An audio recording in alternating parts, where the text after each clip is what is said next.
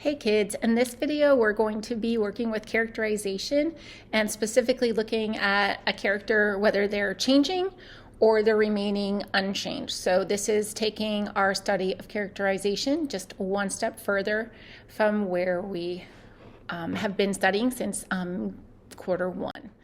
So right now what we're going to look at in this video is just identifying what makes a character static and then identifying what makes them dynamic. Practice a couple of those using people from pop culture, and then kind of going back into our novels and analyzing what we kind of have as characters and why. So basically, when we have a dynamic character, we think about like, dynamic, dynamo like an engine, dynamite like an explosion. And so these are characters who have a lot of energy and have a lot of change, a lot of significant things that are happening to them, and they change a lot inside over the course of the text. They're the ones that keep our plots moving, keep our plots going, and keep us engaged and interested in our story. And then a static character is a character who really remains largely the same. A lot of things happen to them, but their compass, moral compass, good, bad, neutral, pretty much does not alter or waver throughout the course of the text. So we're going to look a little bit deeper into how those characters work. But just remember on your note catcher, when you see the little note icon, we've got a corresponding activity to do on our worksheets. All right, so a dynamic character, we've got some kind of like qualities and the function of them to look at. So the first thing that we can tell when we have a dynamic question is dynamic character is they're going to learn a lesson. It might take them a very long time. It might take them no time at all. They might learn the lesson and not admit to it, but they're going to be learning a lesson. A dynamic character will also change for better or for worse. So I don't want us to think that because we have a protagonist or a good guy that makes them automatically dynamic. We have a lot of analysis to do. So are they changing? Yes or no? And are they changing for the better? Are they changing for the worse? Or maybe they have not changed at all. They've remained neutral.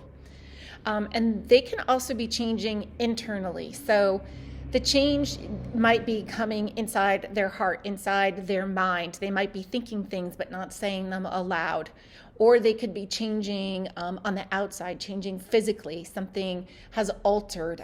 They are able to carry themselves in a new way. They've gotten over something and their posture is better. They have wealth, so they carry themselves differently, and they have new materialistic items. Typically, we have our protagonists, and we always think of them as the good guy, the main character of our text, but we can also have main characters, main protagonists, main antagonists. They can be static or dynamic. It doesn't matter. So we have to take each character text by text and examine all of their decisions, their actions, and how they're working in this text. And then a dynamic character is often the cause and the catalyst of their own mistakes. Like they make their own decisions. They do things that they may not do because it's going to push that story forward and keep us reading and keep us going. And then that catalyst, that mistake, that conflict, that tension that they have is what's going to bring in their growth, what's going to bring in their learning, what's going to bring in their change. So that is pretty much what a dynamic character is. And then if I was to say anything, it's just to look here at this notion of our protagonist, and they can be static or they can be dynamic.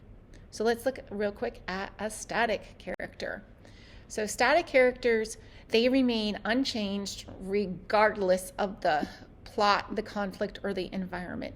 So it doesn't matter what's happening, they're always going to stay the same. They're always going to remain unchanged. And that doesn't have to make them bad. We're going to look at different qualities to further understand this one. So again, just like our last slide, your main characters, they can be static. They have the same moral values throughout from beginning, middle, and end. They have the same moral compass. They are challenged and challenged and challenged by environment, by other characters, by society, by religion, by war, and yet they stay true to who they are.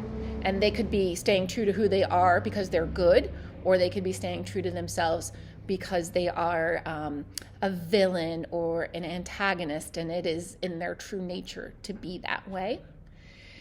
They are very nuanced, very complex. They have a rich backstory. So they might appear to be dynamic because they have this complexity behind them, but it doesn't matter if they're not having to change and have these life-altering situations.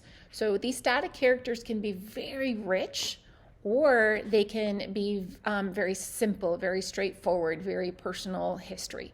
So depending on what kind of main characters you have, your character, we're going to look at this, actually we'll look at these together, your narrator, your author might need you to do a character foil. And a foil is like holding up a mirror between two characters, and one character's actions are reflected in the other and come back on themselves to see how they're different. So if you have a very, very, very dynamic main character, let's say Dorian Gray, from the picture of Dorian Gray, he's highly dynamic, has lots of changes. And so we're going to look at his counterpart, Henry Wooten, who is the man who's, getting Dorian to explore life and explore the world. He is a very static character. So one person's dynamicism, I think that's right, is balanced with another's stasis, so that not too much is overwhelming the reader, okay? And then these characters are, again, steadfast, they're unyielding, their personalities are very appealing, especially if they're morally upright from beginning, middle, and end, and we're like, how does that person do that? How did they stay the same? How can they not change? But there's some people in life who just know who they are, and no matter what circumstances, they remain true to themselves. Again, that can be in the positive, and that can be in the negative. All right, so what we're going to do now is we're going to play, one more. They also, the function of them is to kickstart the plot. The static characters keep things going. They influence it, they can challenge it because they know where they are. So again, dynamic and static, we want to keep the plot moving, keep the plot going until we can get all the way up to our climax. Okay, now on your notes, what we're going to do is we're going to play a game, static or dynamic. So you'll see that you have 8 slots right here, and I'm going to put up a name and a picture, and you're going to decide whether that character is dynamic or static. If you need to pause the video or pause me while you're doing that, please do so. But I'm just going to kind of click through them, so you just pause where appropriate. Alrighty? First one is going to be James Bond. So whatever Bond you feel you're most in line with, does this character is the character dynamic or is the character static? All right, our second character is going to be Darth Vader. So is Darth Vader a static character? He remains the same, or a dynamic character? And he has changed. He's learned a life lesson. All right, our third character is Forrest Gump. This is for my little 5th period students and their love of Forrest Gump. And Forrest Young, Forrest Old, Forrest Gump. And our fourth character is Katniss Everdeen.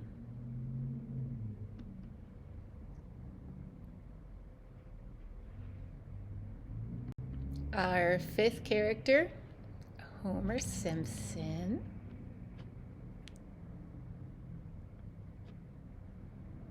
All right. Our sixth character is going to be both Sherlock Holmes and John Watson. So whether you prefer them as this dynamic duo or this dynamic duo, both of these characters, both Sherlock and John Watson, will be the same. So they'll either both be dynamic or they'll both be static.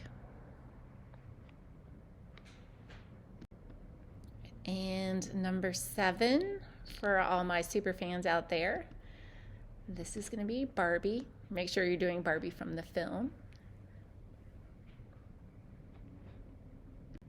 And our last one is going to be Shuri from Black Panther.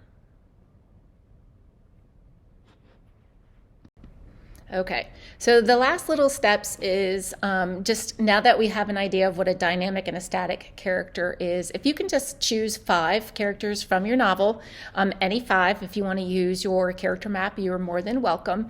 And what you're going to do is decide whether they are dynamic or static. And then remember, you can use your notes or go back to rewind and come back to those slides to be able to get more information if you needed that. So you're going to list those 5. And then once you've done that, you're going to choose one main character from that novel to focus on. So whoever you want to choose, write that down on your notes, and then define if you feel that they're dynamic or static. And then this is going to be the question that I'm really going to look for with your video notes to see how well we're understanding.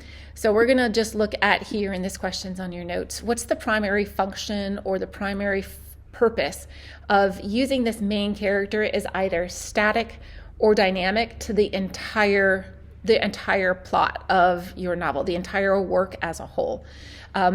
You do not need to do a lot of writing for this one, so the quick write, 2 to 4 sentences, just get some ideas out there and see how they go. Once you have done this video, finished your notes, turn those in, you are done, and I'll see you in the next video.